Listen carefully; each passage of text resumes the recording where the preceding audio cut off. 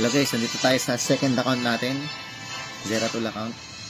At ang kukunin natin naman sa second account sa Miss Vendor 7 gamit ang 600 tokens natin ay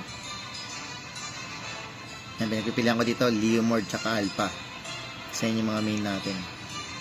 So mas madalas ko gamitin si Leomord isa kay Alpha. So ito gagamitin natin, ito yung kukunin natin guys. So maganda rin yung effects nito. Maganda rin naman yung Alpha.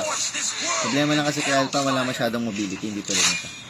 So mas ano siya, feeling ko mas malakas siya ng core kumpara dun sa ano.